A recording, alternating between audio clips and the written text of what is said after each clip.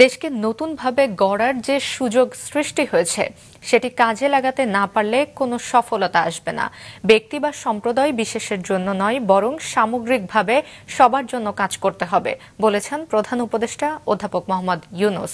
4 বিভাগের কমিশনার ও ডিসিদের সাথে মতবিনিময় সভায় ভার্চুয়ালি যুক্ত হয়ে একথা বলেন তিনি। দায়িত্ব নেয়ার প্রায় 5 মাস পর 4 বিভাগের কমিশনার এবং 31 জেলার প্রশাসকদের সাথে এই প্রথম ভার্চুয়ালি যুক্ত হলেন অন্তর্বর্তী সরকারের প্রধান উপদেষ্টা ডক্টর মোহাম্মদ ইউনূস। আগামীর বাংলাদেশ গঠনে মাঠ পর্যায়ে প্রশাসনের ভূমিকা কি হবে সে বিষয়ে নির্দেশনামূলক বক্তব্য দেন তিনি। দ্রব্যমূল্য একটা বড় ইস্যু। এখান থেকে চেষ্টা হচ্ছে কিভাবে এটাকে আয়ত্তে আনা যায়। এখন আয়ত্তে আনার সুযোগ আরো বেশি সৃষ্টি হয়েছে, আগের চেয়ে অনেক বেশি সুযোগ সৃষ্টি হয়েছে। সেই সুযোগটাকে ব্যবহার করে যেতে এটা আমরা প্রতিযোগিতার মধ্যে থাকি। আমরা যেহেতু অনেকগুলো জেলা এর সঙ্গে আজকে জড়িত আছি, আমরা একসঙ্গে কথা বলছি, নিজেদের মধ্যে একটা প্রতিযোগিতা করা যে আমার এখানে আমরা ঠিক রাখতে পেরেছি।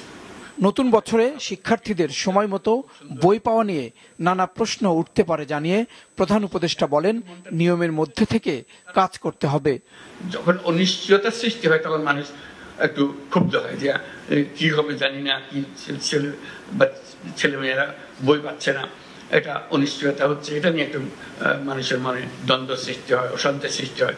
সে অশান্তি নিরসন করা যায় যদি আমরা একটা সিস্টেমেটিক্যালি বলি এবার যারা এসছে এইভাবে পাবে এবং এই হলো নিয়ম মেনে দিলে মানুষ মানতে চায়। কথা বলেন আইন শৃঙ্খলা পরিস্থিতি নিয়েও পুলিশের মনোবল বাড়াতে সরকার কাজ করছে বলেও জানান তিনি।